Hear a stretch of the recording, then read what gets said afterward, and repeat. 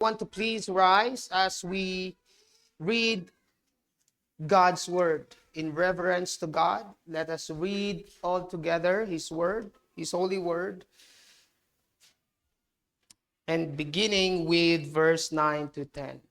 Genesis chapter 6, verses 9 to 10. If you have your Bible with you, please open with me in Genesis 6, 9 to 10. Let's begin. These are the generations of Noah. Noah was a righteous man, blameless in his generation. Noah walked with God, and Noah had three sons, Shem, Ham, and Japheth. May the Lord add blessing to the reading of His word. You may now take your seat.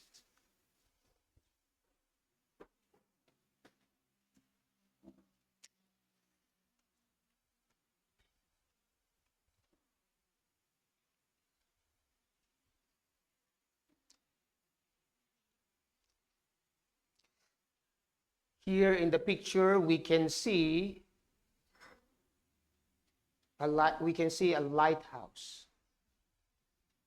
That's the Fastnet lighthouse in Ireland.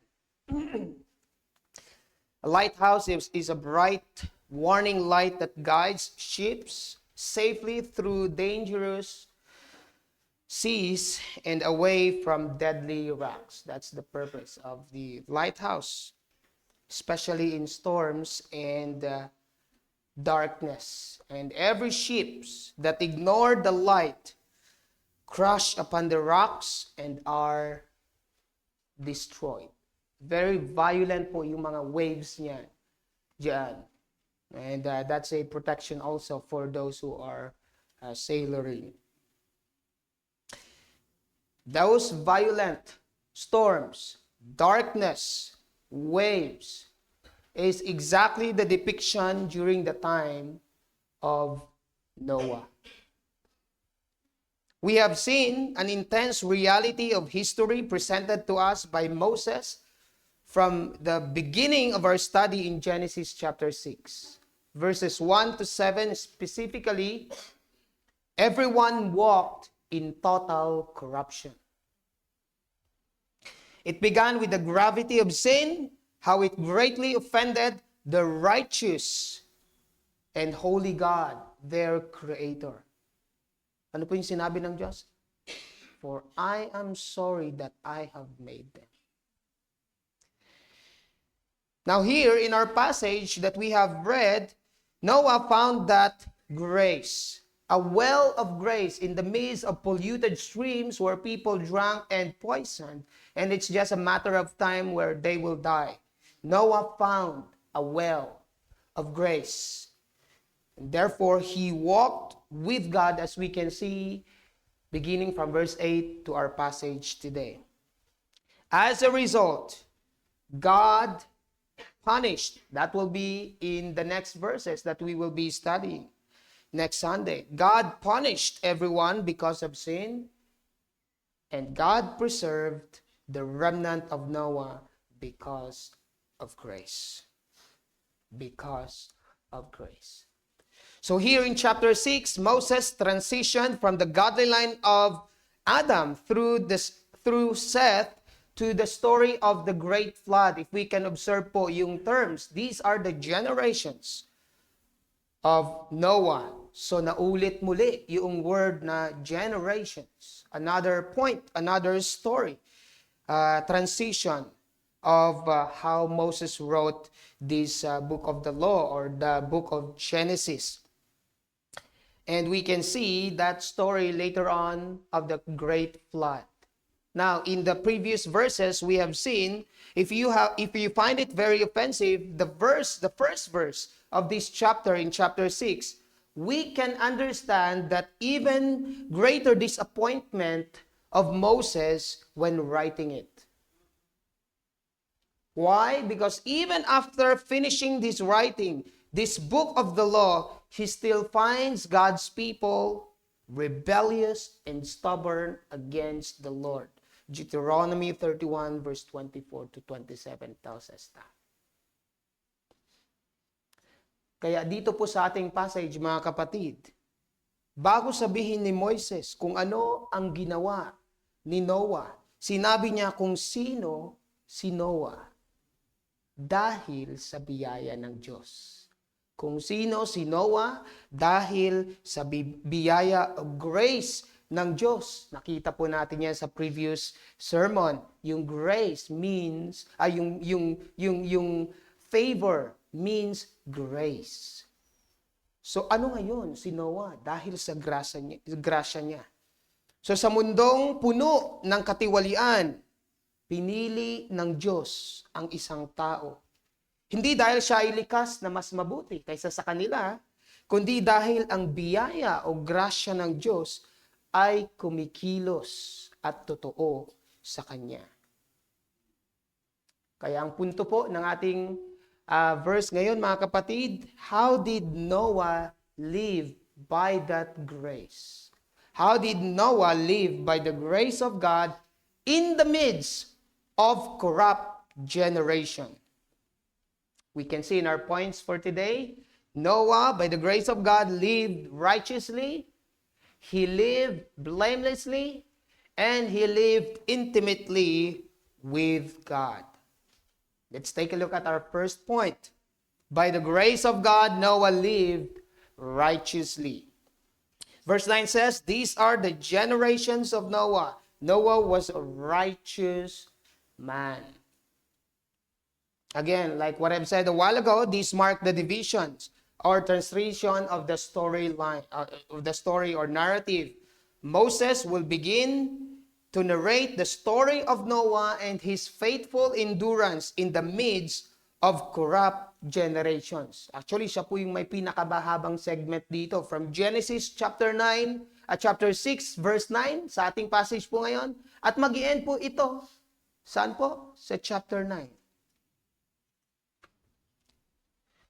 Ang sabi po ni Dr. Boyce, sabi niya, his story runs through the 6th, 7th, 8th, and 9th chapters of Genesis, thereby becoming the longest story of any individual in the book thus far. It is a story of faithful endurance in the midst of great wickedness, the story of a solitary saint. Can you imagine, mga kapatid? Noah must have found it very difficult to live during that day. A day influenced by sin within himself and outside of himself, his surroundings. Yet because of grace, he was able to live righteously. To live righteously does not mean that Noah earned it or capable of doing it. Rather, he was enabled because of God's favor or grace. Again, the context po itong nating pinag-aaralan ay nasa verse 8. Nasa verse 8. Again, let me quote from Dr. Boyce. Sabi niya, Noah's righteousness was the product of his having found favor and is therefore the proof of that favor, not its ground. In short, mga kapatid, ang gusto pong sabihin ni Dr. Boyce, grace comes before anything. Before these actions, characters, evidence of fruit of the spirituality of Noah, nakareceive po siya ng grasya sa verse 8. Nakita po natin yung progression noong text na gustong sabihin ni Moises. Ito pong word na righteous, ang ibig sabihin po nito ay righteous in conduct and character towards God. Or generally, ethically righteous. So, hindi po ito status ng kanyang pagkatao. Ito po ay kanyang activity. Bakit? Ano ba yung status ng kanyang spiritual life? He was saved by grace and so he lived righteously. He was made righteous. Yan po ang ibig sabihin ng justification. Declared righteous by God because of Jesus Christ. The substitutionary work of Jesus Christ. Tayo po ay makasalanan, kaya ang kabayaran ng ating kasalanan, tayo po ay mamamatay. Sinabi po yan sa Genesis 2:17 kay Adan. At ganun din po, sinabi ni Pablo sa Romans 6:23, for the wages of sin is death. So kailangan po nating mamatay para masatisfy po ang hustisya ng Diyos. Na-receive po ba natin yon? Yung eternal death, eternal separation. Hindi na po natin marireceive kung tayo po ay mananampalataya na. Sapagkat si Jesucristo ay pinagdaanan niya po yan sa krus. That is eternal death. Mamamatay pa rin po tayo physically, but we were made alive. We were made already alive in the Spirit. Kaya hindi na po tayo mamamatay eternally. At sapat na po ba yun? Na tayo ay pinatawad ng Diyos? Hindi po. Sapagkat ang lahat ng tinatanggap ng Diyos sa langit, lahat ng tama na gawa mo. Ang tanong, meron po bang righteous sa atin? Na lahat ng tama, perpekto na gawa natin, ang lahat ng utos ng Diyos. Wala po. Ngunit, hindi lamang po si Jesucristo namatay, nabuhay para mamatay, kundi siya rin ay nabuhay para mamuhay ng mayroong pagsunod sa Diyos na perpekto na hindi natin kaya nagawa. At yan po ay ginawa ng Diyos para sa atin. Yan po ang ibig sabihin ng justification. Yung kanyang perpektong buhay, isinalin sa atin. Yung ating makasalanang buhay na kailangang mamatay, isinalin sa kanya. Okay? So we praise God dahil hindi po natin yan trinabaho. Ito ay regalo ng Diyos. Grace ang tawag po dyan. Binigay sa'yo kahit hindi mo deserve. Eternal life, we don't deserve it. We did not work for it. We did not pay for it. But it was given to us. That is called grace. What do we deserve? Death. Pero hindi rin binigay. Ang tawag dyan, mercy. Lahat po yan ay nakuha ni Jesucristo because of God's justice. The justice has been served to Christ. We receive mercy and grace. So, ito pong pinapatungkulan ni Moises kay Noah, hindi po ito patungkol sa kanyang justification. Gagawa ako. I'll try to live righteously so that I will be made right before God. Hindi po ganon. Siya po ay nakareceive ng grasya, kaya siya ay naging righteous. At dahil siya ay righteous, ang kanyang activity or actions ay righteous kasi ang kanyang identity ay righteous na before God, justified before God. Noah is righteous in his behavior. Ito po ang point. Because of the grace of God. This is the first fruit of change in his life due to God's grace. Isipin nyo na lamang po, meron po tayong mangga dun sa likod. Tignan na lang po natin. Isipin natin ang isang healthy mango tree. Hindi ang bunga ang nagbibigay buhay sa puno. Ano po? Ipinapakita lamang ng bunga na ang puno ay may buhay. Alam po natin kung ang puno ay peke or hindi. Yung mango trees dun sa loob ng mall, ay alam po natin na peke yon. Kahit na may bunga. Kasi wala pong buhay yon. Pero pag tumingin po tayo sa labas, ayun, merong nabumukadkad mismo na bunga na. Ganun din po ang buhay ni Noah. Ang kanyang matuwid na pamumuhay ay hindi para makuha ang pabor ng Diyos or ma-earn yung grace ng Diyos. It would be no longer grace if Noah had contributed to it. Ipinapakita lamang nito, ang grasya ng Diyos ay nasa kanya na. So grace was the root and righteous living was the fruit of it. Ang sabi po, ito po, kinuha po natin dito sa The Reformation Study Bible. Siyang marireceive mamaya ng ating mga estudyante. So we praise God for that, for Pastor Nicky and Ligonier. Ang sabi po ng The Reformation Study Bible, Noah's way of life distinguishes him from others. His moral integrity is evidence of his trust in God and relationship with God. So kitang-kita, ito, spiritually alive to. Ito ay nakareceive ng grasya. Okay? That's the only way for us to distinguish those who are Christians in the world. Okay? Sabi ni R. Kent Hughes sa kanyang commentary in Genesis, Noah was a righteous man, not because he was perfect or had an antecedent righteousness, but because he believed God. But because he believed God, the fact that his righteousness came by faith is made unmistakably clear in the New Testament. The book of Hebrews affirms that, mga kapatid. Noah was counted righteous by grace through faith. His faith is evident from the very start. Let's take a look at Hebrews 11 verse 7.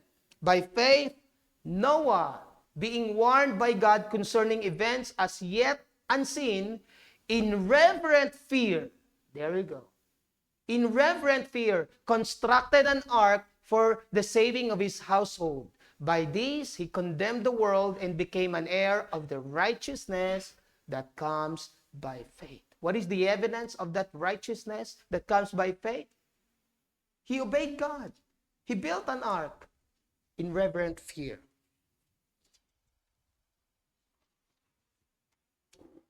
R. Kent Hughes continues, sabi niya dito, the statement that Noah was righteous man is the first mention of righteousness in the Bible and sets the standard that righteousness comes by faith. Comes by faith in the Word of God, in the revelation of God to Noah. I will blot out the earth. Make yourself an ark, and I will establish a covenant with you. So the biblical doctrine of imputed righteousness began before the flood. Diyan po nag-start. At alam po natin, mga kapatid, that throughout the Bible, we can see that justification is explicitly mentioned. It is by grace through faith. By grace through faith. Not only Noah had lived righteously, but he also preached righteousness to the people before the flood. That's for 120 years of faithful preaching of God's Word. In-affirm po yan ni Apostol Pedro. Sabi niya, 2 Peter 2:5, if he did not spare the ancient world, but preserved Noah, a herald of righteousness. A herald of righteousness, with 7 others when he brought a flood upon the world of the ungodly. Ang point, mga kapatid, because Noah received grace, he also receives the gifts of grace. Romans 12 tells us that, 6-9. Paul exposited there kung ano yung grace. Hindi lamang ito para maligtas tayo. It was used by God in order to serve for His kingdom. He was a preacher, enduring through hard times because of the influence of sin inside out, even to his surroundings. So for pastors, for leaders, or those who are aspiring to herald God's word, faithfulness and endurance upon the preaching and teaching of the word of God, this is our call. This is our call. A faithful preaching and endurance upon the preaching of His Word. Not only that, as members, tayo po, mga miyembro ng kanyang simbahan, this is a call to faithfulness and endurance to our Christian journey, no matter what the cost. Noah had an evil context. Every intentions of the people's heart are evil continually. Tayo din po, mga kapatid. Hindi po lalayo yung ating surroundings. In fact, mas worse din. Okay? Mas worse pa sa mga darating. Okay? Bakit kaya? Noah was able to preach righteousness. Why was he able to preach righteousness like his great-great-grandfather Enoch? who had done it before. Ang pinaka-reason po mga kapatid, again, dahil siya po ay righteous.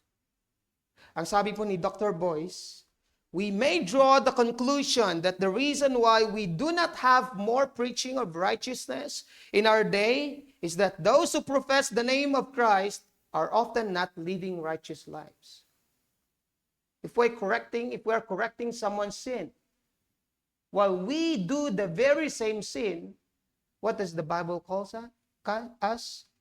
A hypocrite. That's why not all the churches, but most of the mega churches preaches prosperity gospel. Why? They cannot preach sin, the righteousness of God, because it will surely offend the people. And in reality, they are not doing it themselves. And I can attest that with my life, if not by the grace of God. Ang point mga kapatid, if we are justified by grace, we will live as justified people, which simply means obedient to His command. Obedient to His command. Ano pong sinabi ni Jesus sa kanyang mga followers? If you love me, you will keep my commandments. If you love me, you will keep my commandments. 1 John 2:2-3 tells us, He is the propitiation for our sins. Sins. What is that? Justification. Not for ours only, but also for the sins of the world. And by this we know that we have come to know Him, if we keep His commandments. What's that? Sanctification. An evidence of our justification is our sanctification. Obedient, being cleansed every day by the Word of God. It's not perfection, but it's the progression towards like Christ or Christ-likeness. This was true, mga kapatid, to Noah, and this is true also for you today, in God's church today. The question is, do you live by the grace of God like Noah? Do you act righteously? Do we live justly? Do we demonstrate the righteousness of God as the fruit of our justification and not the root of it?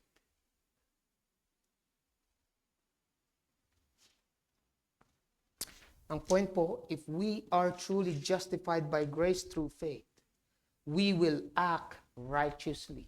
If we do not act righteously, then we are professing only our faith as so-called Christians.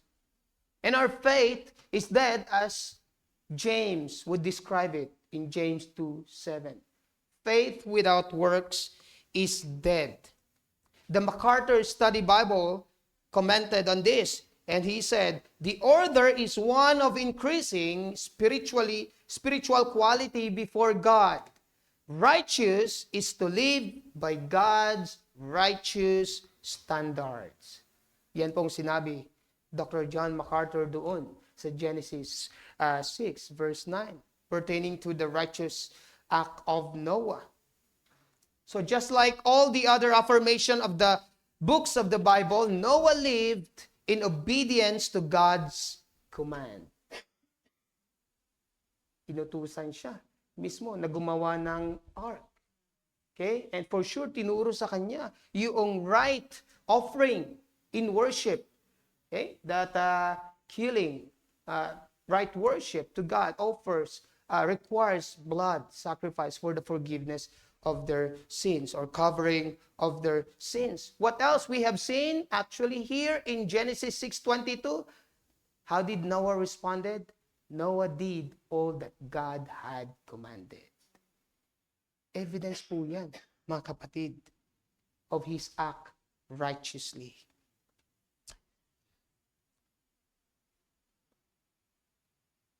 Pero hindi po tumigil doon si Moises, na si Noah ay isa lamang righteous, or he did act righteously.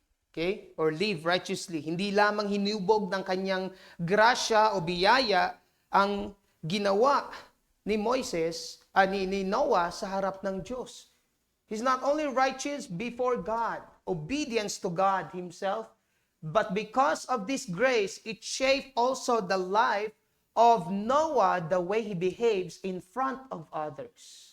Not only to God, acting righteously, but to act blamelessly before others. This leads us to our second point. By the grace of God, Noah lived blamelessly. Okay? Blameless in his generations. Napakarami po niyan, mga kapatid. The Hebrew for blameless, ang sabi ng ESV Study Bible, the Hebrew for blameless conveys the same sense of being perfect without evident flaw. Pero meron po nakaparenthesis dyan, although not necessarily sinless. Not necessarily sinless. Makasalanan din po itong si Noah.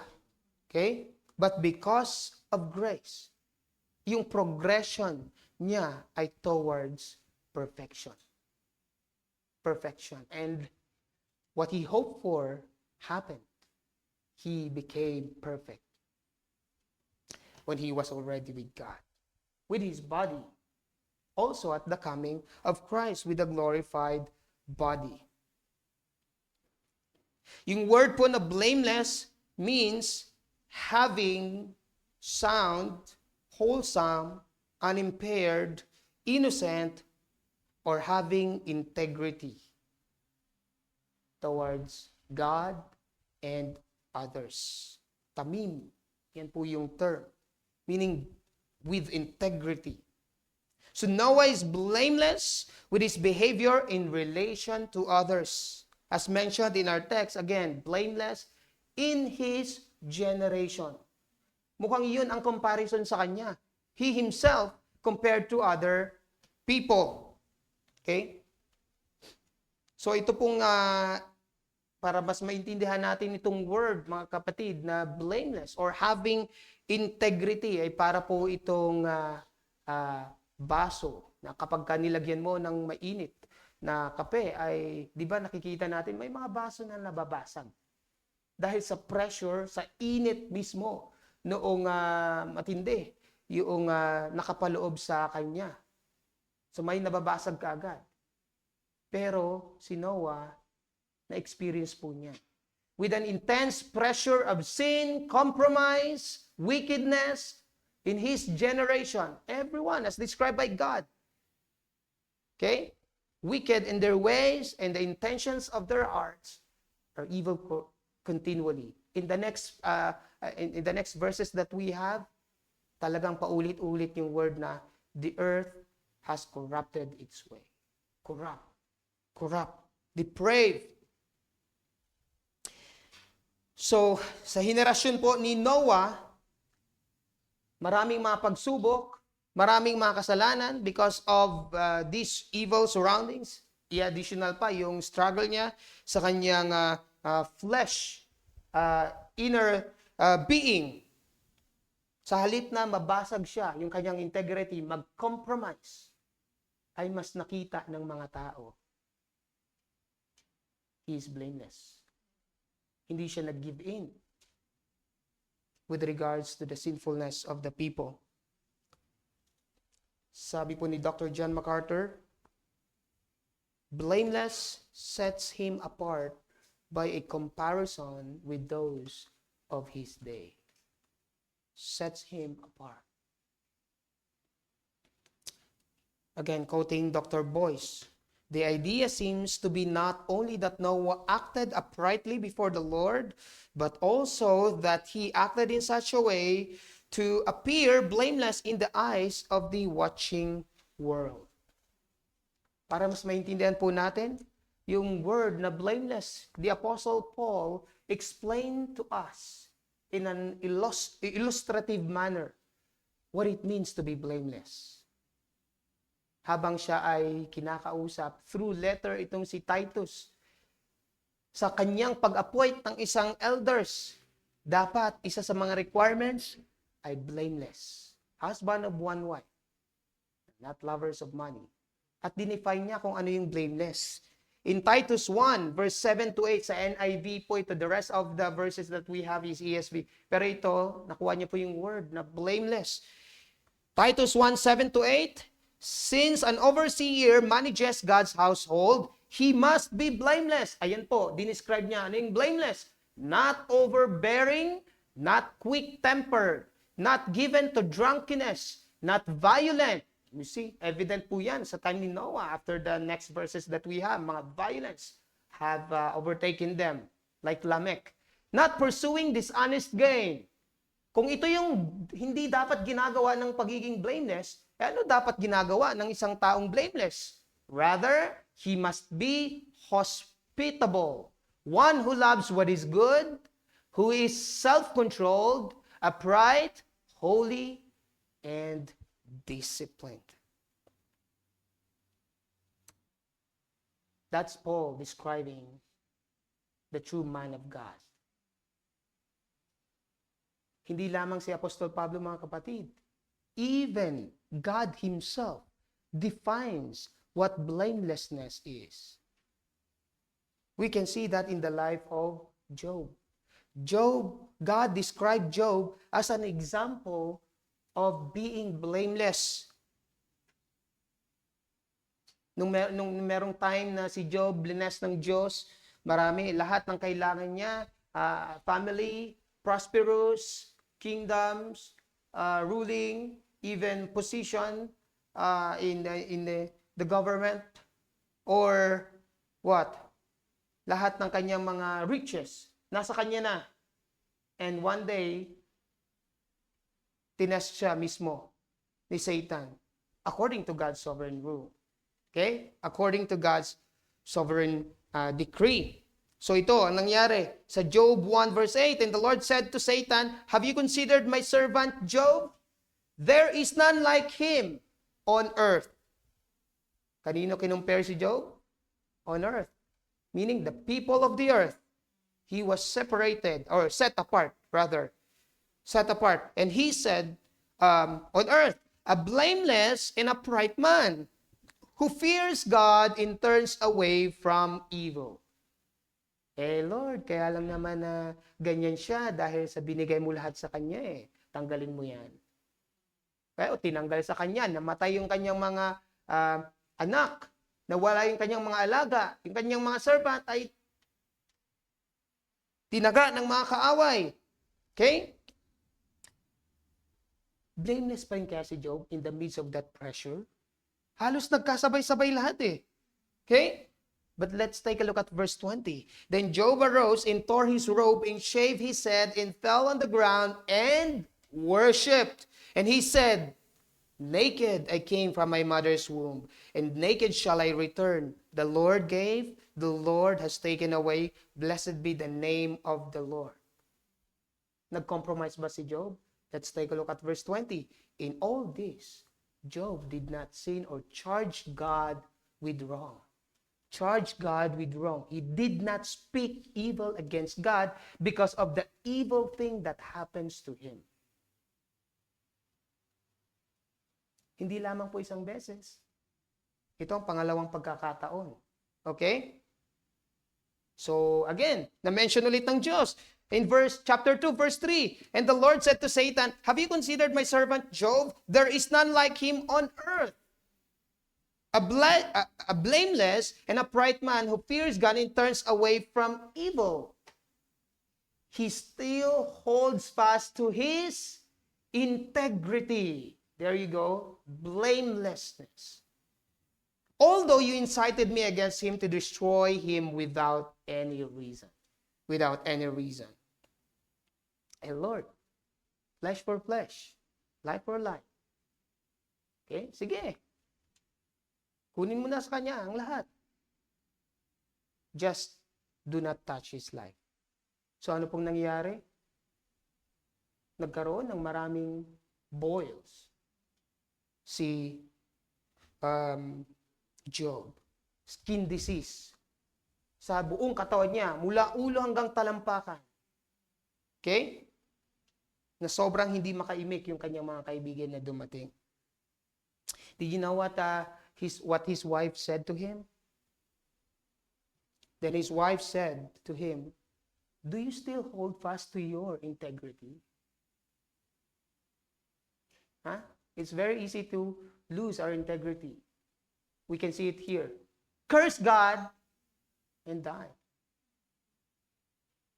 Curse God and die. Ano pong sinabi ni Job sa kanyang asawa? "You speak as one of the foolish women would speak. Shall we receive good from God? And shall we not receive evil?" Job was blameless. In all this, Job did not sin with his lips. So walang nakitaan. The same goes description that of Noah. He was blameless. Wala pong nakitaan sa kanyang pagiging paglaka, lasinggero. Okay? Pag-curse in the midst of the wicked generations. Nor compromise into sin. But again, he was not sinless. Simply, he receives the grace of God and he was enabled to live righteously and blamelessly. Sabi ni R. Kent Hughes, that he was, Noah, also blameless in his generation, describes his moral conduct. He, of course, was not sinless, but his conduct was blameless despite the evil context. The demonized culture did not divert or pervert him, nor could it indict him.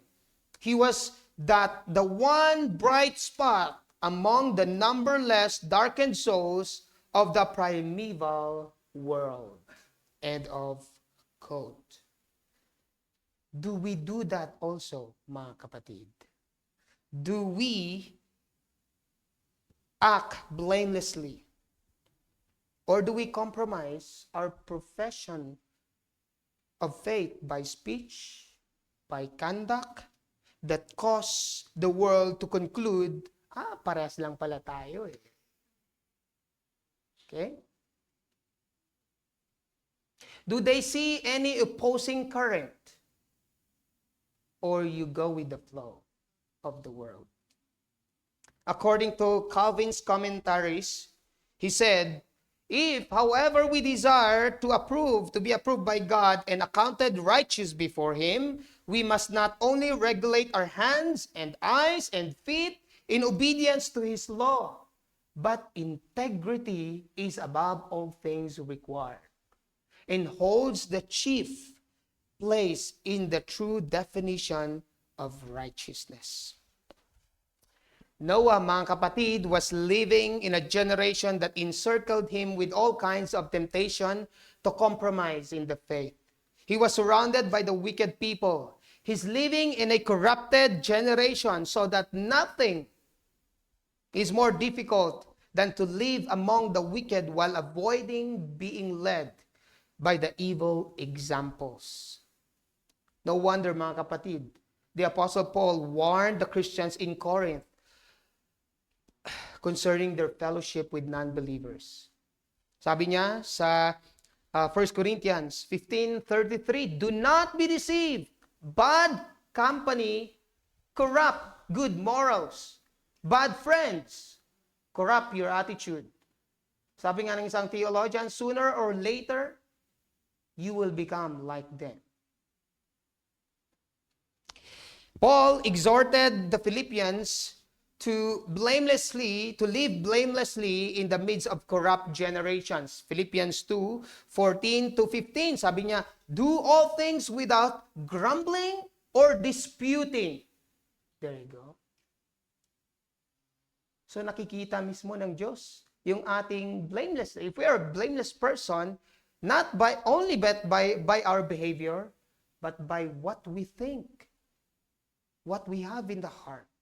What do you treasure in the heart? Simply grumbling. Okay? Polluted us. Sabi niya, do all things without grumbling or disputing, that you may be blameless and innocent children of God without blemish in the midst of a crooked and twisted generation, among whom you shine as lights in the world. So just like all the other servants in the Bible, mga kapatid, Noah lived with a life of integrity toward other people or others. Again, mga kapatid, Noah lived righteously. Noah lived blamelessly. Pero hindi po dyan nagtatapos si Moises. Ang matuwid na pamumuhay at walang kapintasan na si Noah ay hindi po yan nag-iisa. Okay? Nagmula po yan sa mga sa mas malalim na bagay. At yan po ay ang kanyang relasyon sa Diyos. Isang buhay at patuloy na ugnayan sa Diyos. Therefore, that would lead us to our final point. By the grace of God, Noah lived intimately with God. So namuhay si Noah ng pagiging righteous. Namuhay siya ng walang kapintasan, blameless. Bakit niya nagawa yon? Ay dahil ang sentro ng kanyang buhay, mga kapatid, ay hindi sa mga tuntunin, hindi sa mga reputasyon, hindi sa pakikipaglaban. No, I'm fighting for this. Holiness, no. But rather, ang kanyang ugnayan sa Diyos ang siyang nag-lead sa kanya to live righteously and blamelessly. He walked with God. He walked with God. These characteristics are flowing from an ongoing, intimate relationship with God Himself. Okay? The Hebrew verb for walk is a distinctive form that conveys the sense of an ongoing intimacy with God, walking with God, closeness with God. So, sounds familiar itong conduct na to, mga kapatid? Yes. The first time we heard this was that of Enoch, walk with God, in chapter 5, verse 24. So Noah's behavior after becoming the recipient of God's saving grace puts him in a class with Enoch, his great-great-grandfather. So like Enoch and Noah, as described by Moses to have been walked with God. They have experienced this walk, a taste of intimacy and obedience that pre-fallen Adam and Eve knew when God walked with them in the garden. Yung walk po dyan, mga kapatid, in the original term, ang ibig sabihin ay mode of life or actions. So ito po ay behavior, patterns of life mismo. In short, it pertains the manner of life that Noah had lived. And how should Noah ought to live? He lived intimately with God. Again, quoting Dr. Boyce, ang sabi niya dito, the more Noah thought of the judgment of God, the more he was aware of the ungodliness of those around him. The more he was aware of their ungodliness, the closer he walked with God. The closer he walked with God, the more aware he was of judgment. Again, the closer he walked with God, the more aware he was of evil and unrighteousness. This is what happened to Noah.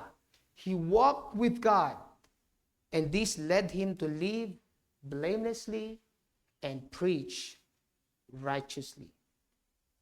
Ang gustong i-point out lamang po ni Dr. Boyce, mga kapatid, it takes work to be godly.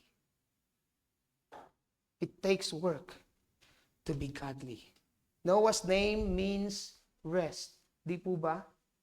Does it seems like rest? Okay? 120 years of living righteously, blamelessly, intimately walking with God.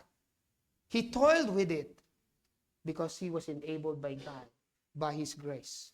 He entered into rest in due course. Yan. Okay? But he had years of labor, both physical and spiritual, before he had this rest. Okay? Kaya anong sinabi po ito ni Moises mismo na Noah walk with God, hindi po iyan pampaganda ng style niya. But rather, ipinapakita niya mismo kung saan nanggaling yung lakas ni Noah to live blamelessly, righteously, and to walk with him. Saan galing iyon? Take note of the word. He walked with God. Because there's this walking with the wicked people. Psalm 1 tells us that. Okay? Chapter 1. Okay? Blessed is the man who walk not in the counsel of the wicked. Okay? Balik po tayo doon sa fastnet. Yan. Kung yung mga waves, mga violent darkness, at saka yung strong wind and waves, ay hinahampas yung lighthouse na yan. At yung mga ship, dinidisregard yung light na yan, it would lead them eventually for their destruction. But can you imagine if you're living on that lighthouse? Can you see your surroundings? Yes. Because of the light. Because of the light. The same illustration, mga kapatid, isipin natin na si Noah ay mamuhay malapit sa liwanag ng Diyos. That lighthouse. Dahil dito, alam niya ang tamang landas. Alam niya kung saan siya naglalakad. Wala siya sa kadiliman eh. Okay? Kitang-kita niya mismo, namuhay siyang tapat nang walang itinatago kasi naka-expose sa kanya yung liwanag. Okay? At nananatiling malapit sa Diyos mismo. Itong lighthouse na yan, yung mga nakatira dyan, hindi po sila, kung si Noah ay nandiyan, hindi po siyang gumawa ng lighthouse na yan. But rather, it was there already. Namuhay siya ng ayon mismo sa liwanag ng grasya ng Diyos. Samantalang ang iba ay namumuhay sa kadiliman, sa kasalanan. Ngunit dahil si Noah ay namumuhay sa grasya ng Diyos, sa liwanag ng Diyos, na-preserve siya. Na-preserve siya. Okay? Here's the main point, mga kapatid, of our passage. Grace produces true and lasting transformation. Apart from it, people will continue to live in corruption. Evident po yan in our lives, even from the time of Noah. Without the evidence of sanctification, there would be no real evidence of justification by grace. James explicitly explained this to us. In James chapter 2, verses 14 to 26. I'll just go and jump to verses. Gusto ko lamang banggitin yung mga gusto nilang i-emphasize dito. Verse 17, so also faith by itself, if it does not have works, is dead. If a brother or sister is poorly clothed and lacking in daily food, and one of you says, go in peace, be warm and filled, without giving them the things needed for the body, what good is that? Sabi niya. In verse 17, ayun pala, sa verse 17 pa lang pala to. In verse 17, so faith also by itself, if it does not have works, is dead. Continuing in verse 18, but someone will say, you have faith and I have works. Show me your faith apart from works, and I will show you my faith by my works. Sabi ni James. For those who are telling that. And sabi niya sa verse 19, you believe that God is one, you do well. Even the demons believe and shudder. Ang gusto niya lamang pong i-point out, mga kapatid, kung ikaw ay may pananampalataya pero walang ebidensya, you're as good as demon. In faith. In faith. Okay? Sabi niya, do you want to be shown, you foolish people, that faith apart from works is useless? Was not Abraham, our father, justified by works? No? When he offered up his son Isaac on the altar. Ano yung evidence ng faith ni Abraham kay God? He was willing to sacrifice his son. That's an evidence of his justification. Hindi po dahil nag-sacrifice siya, sinacrifice niya si Isaac, ayan, dahil dyan, ikaw ay isang makakatanggap ng justification. Hindi po. He was justified by grace. Okay? Verse 22, you see that faith was active along with works, and faith was completed by works. Verse 23, in the scriptures was fulfilled, Abraham believed God, and it was counted to him as righteousness. He was called a friend of God. Verse 24, you see that the person is justified by works and not by faith alone. Okay? Verse 25, and in the same way, was not also Rahab the prostitute justified by works when she received the messengers and sent them out by the other way? Nakarinig po ba ng balita itong si Rahab? Yes. Sa pamamagitan ng mga tao doon sa Jericho. Narinig ko. Natatakot nga itong mga tao sa Jericho eh. What God had done to Israel. So naniwala siya doon at evidence to his faith in God, to her faith in God, tinulungan niya the people of God, yung mga tao ng Diyos. Lastly, sa verse 26, for as the body, ito na po yung picture na gustong ipakita para ma-illustrate ni James. For as the body apart from the spirit is dead, so also faith apart from works is dead. Alam po natin mga kapatid na hindi po yung works ang nakakapag-justify. Pero ito po yung ebidensya ng isang justified person by grace through faith. So tanungin po natin ang ating mga sarili. Have you experienced this saving grace of God? You look at your life in the mirror of God's word, of God's law. If not, God is patient toward you this very day. Today, do not harden your heart. Repent and believe the gospel. That's the call of Jesus Christ in Mark 1:15. Turn away from evil. No longer compromise by your sin or by the pressure and influence of others. Do not neglect the grace of God today. Plead for God's mercy that you may find grace in Christ to transform your corrupt nature. If you claim to have faith, you ask this yourself. Are you living out your faith or just professing it? Again, faith without works is dead.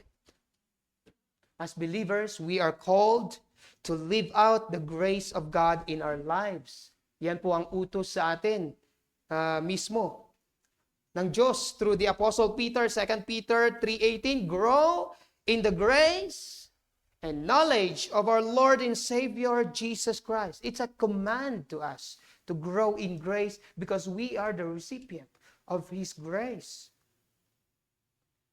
Not only that, let us use the means of grace.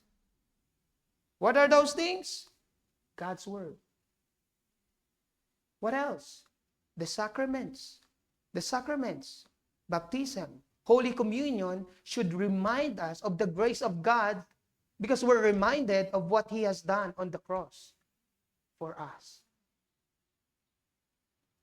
Let us use them. Let us use them to plant faith also, to evangelize through the Word that we have, the Bible that we have, and work and strengthen our faith. How do we strengthen our faith? Through discipleship. That's why important that we undergo, by all means, if we have these means of discipleship, teaching, preaching, Bible study. That's how we use the means of grace. Lastly, use the gift of grace for the body of Christ. Gifts for ministry. Like Noah, he was a preacher. At the same time, a father leading his own family. And so let's take a look at this, mga kapatid. If we are indeed recipient of this saving grace, we have the gift of grace. Let us use them. Romans chapter 12, 6 to 9. Let us discover what kind of grace, according to the measure of His grace that He has given us, and serve the people of God here in CBC. Let us pray. Father in heaven, what else can we say but thank you? We thank you because it is you who initiated to give us the grace, or else we can't earn it, Father. We thank you because you did not give us grace because we are good, nor because we are sinful that drives you to give us grace, but because you yourself is gracious. You love us not because something is lovable to us, but because you are loving. Your love is love. Your grace is grace, and we can add nothing to it. So, Father, help us to realize that every day is a moment of your grace. Help us to walk with it and live this out. May this truth be applied in our lives by the power of your Holy Spirit. In Jesus' name we pray. Amen.